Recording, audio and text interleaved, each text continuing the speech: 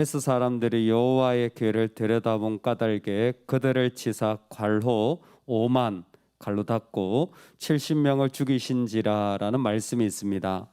이렇게 괄호로 표현한 것은 성경의 사본들 중에 어떤 사본에는 5만이라는 글자가 있기 때문입니다. 그런데 그러면 5만 70명이라고 하면 되지 않느냐? 이 사본을 연구할 때 어떤 사본은 상당히 권위가 있고 어떤 사본은 권위가 떨어지는 것이 있습니다. 그것을 사본학이라고 합니다.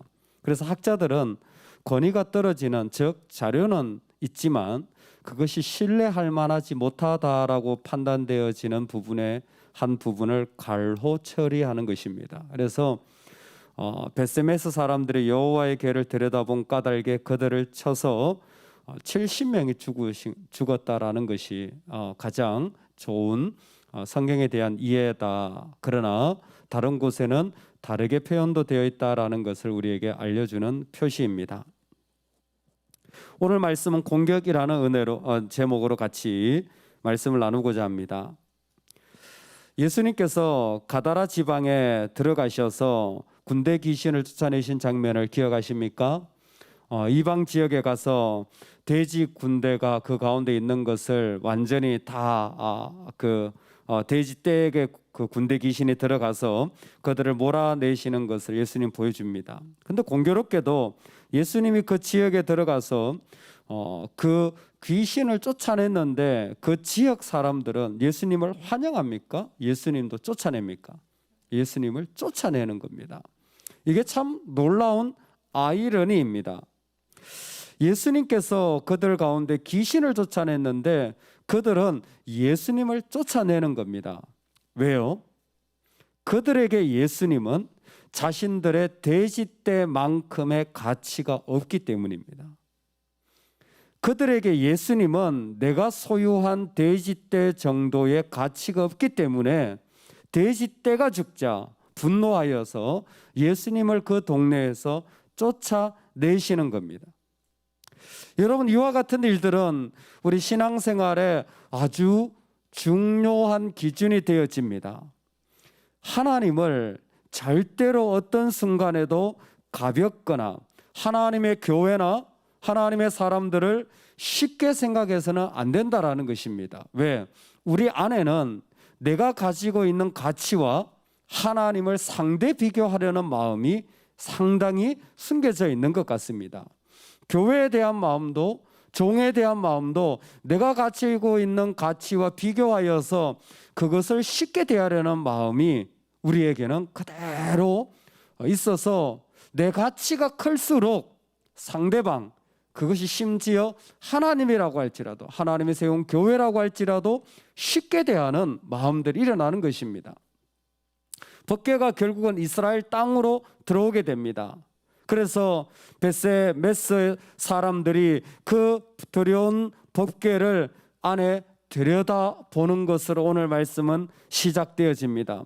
도대체 이 법궤가 뭐길래 그렇게까지 많은 사람들을 죽이고 또 이런 능력을 행하는가 궁금했겠죠. 그래서 그곳을 들여다봤더니, 그 법궤를 들여다봤더니 하나님이 그 이후로 그들을 70명을 그 자리에서 죽이십니다. 여호와께서 백성을 크게 살육하셨으므로 백성이 슬피 울었더라. 여러분, 우리 신앙에 이 지점이 있습니다. 어떤 지점이냐면 하나님이 우리를 공격하시는 지점이에요. 말씀을 여러분이 제대로 듣는다면 말씀이 나를 공격하는 것을 느끼실 겁니다. 그게 제대로 듣는 거예요. 왜? 하나님은 하나님의 거룩과 하나님의 자리 가운데 그 공격성을 가지고 계세요.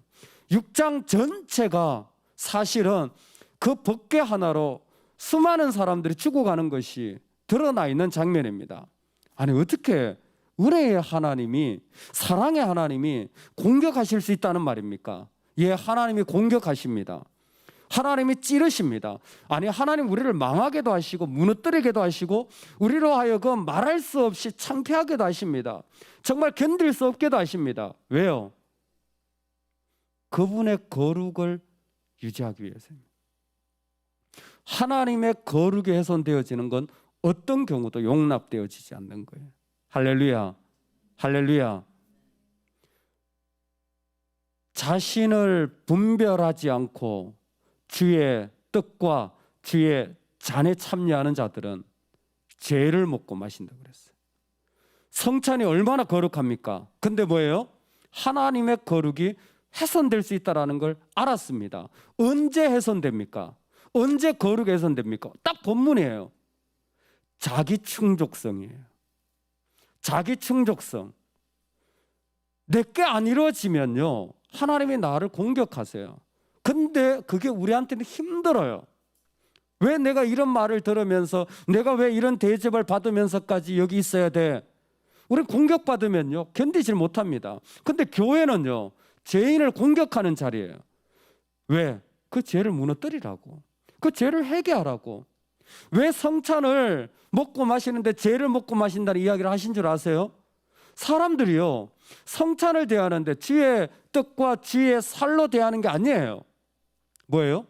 자기 시장하니까 이걸 밥으로 대하는 거예요. 실제로 교회 안에 오늘날의 성찬과 같이 이게 한 덩이 이렇게 준 게 아니잖아요. 앞에다가 떡을 쌓아놨습니다. 그래서 먼저 온 사람이 주의 이름으로 먹는 거예요.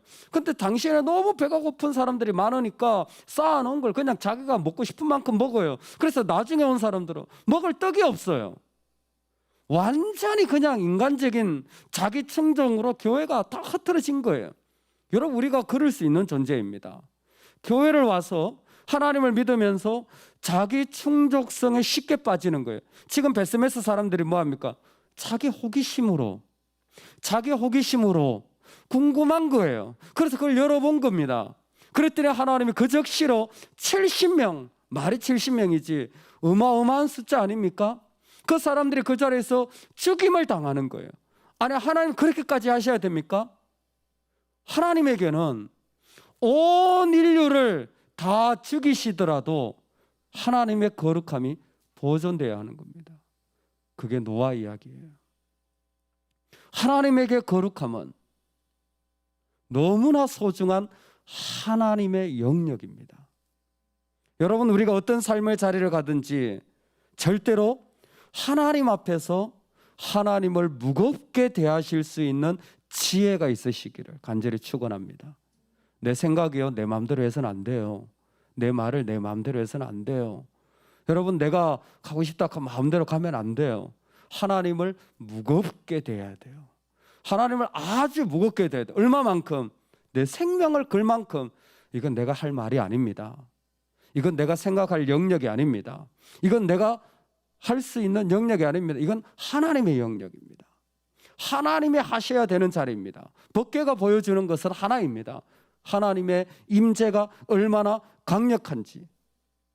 그 베스메스 사람들이 70명이 죽자 이 거룩하신 하나님 여호와 앞에 누가 서리요? 그들은 드디어 이 질문을 하게 됩니다.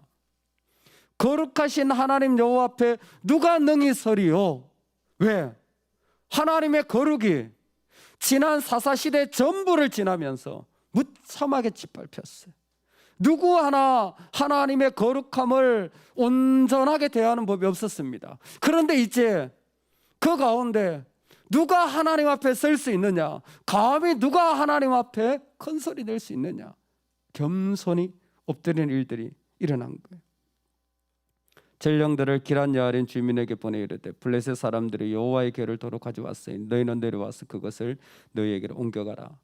아마 그 베스메스 지역에서도 기란 야림은 기랏 바알을 섬겼던 가나안 지역에 속했던 지역으로 지금은 이스라엘 땅이지만 그쪽에서 좀 구별되어 있는 산지에 있는 것 같아요. 그래서 기란 야림으로 보냅니다. 기란 야림 그 동네 사람들이 와서 여호와 궤를 옮겨서 산에 사는 누구? 아비나답의 집에 옮겨놓고 그리고 그 아들 엘르아사를 구별하여서 여호와의 궤를 지키겠습니다. 여러분, 이 장면이 참 독특한 게 뭐냐면 지금 엘리와 홈리와 비나스가 다 죽었어요. 제사장이 없습니다. 성막도 파괴되었어요. 없어요. 그런데 지금 다시 엘리아살, 아론의 아들 이런 거 똑같죠. 그러므로 이 사람이 아마 제사장 계열의 사람일 거다라고 생각을 하고 있습니다. 다시 제사장을 세워서 그 법궤를 지키게 하는 겁니다. 즉 하나님이 원하시는 방법대로 그 일들을 이루어 가도록 이 일을 세워 가시는 거예요. 내가 하나님의 거룩을 유지하고 싶으십니까? 그렇다면 자기 충족을 내려놓으시기 바랍니다. 그리고 방향을 바꿔야 돼요. 하나님이 원하시는 것으로 내 삶을 채워나가도록 계속 방향을 바꿔야 됩니다. 하나님이 기뻐하시는 것으로 내 삶의 자리가 일어나도록 내 삶의 자리를 바꿔야 됩니다. 할렐루야. 하나님은 그때 비로소 왕 되시는 분으로 우리 삶에 임하시는 것입니다. 돌아온 법궤를 이스라엘은 드디어 그 가운데서 그 아비나답의 집에서 엘르아사를 제사장으로 삼아서 그 섬기게 하는 것으로 바로 이제는 자기 충족성에서 벗어나서 하나님의 거룩성을 세워가는 자리로 한 걸음씩 한 걸음씩 배워나가는 겁니다. 어릴 적에 교회 예배당에 이렇게 있으면 절대 아이를 이 강대상 위에 올라가지 못하게 했었습니다. 한 번은 아이들이 중고등부 아이들이 강대상 위에서 문학의 밤이라고 이렇게 연극 같은 걸 하다가 끝나고 장로님한테 엄청 혼난 적이 있습니다. 감히 강대상을 중간에서 옮겼다고. 강대상을 중간에서 옮겼다고. 사실은 그런 것은 거룩이 아닙니다. 그런 것은 거룩이 아닙니다. 거룩은 공간적인 개념이 아니에요. 거룩은 인격적인 개념입니다. 인격적인 개념이 뭡니까? 내가 그렇게 품어야 되는 거예요. 내 마음이 하나님을 소중히 여기고, 내 마음이 하나님의 사람들을 소중하게 여기고, 내 마음이 교회를 소중하게 여길 때 그 사람이 거룩을 세워가는 거예요. 여러분, 오늘 한날 우리가 살아가면서 하나님을 무겁게 대할 수 있기를 소망합니다. 우리가 하나님을 쉽게 대한 것은 심판받을 거예요. 하나님을 함부로 대한 것은 반드시 하나님 심판하십니다. 오늘 하나님을 무겁게 대할 때 우리 안에서 우리의 충족성이 아니라 하나님의 거룩성이 가득히 채워지는 은혜가 있기를 간절히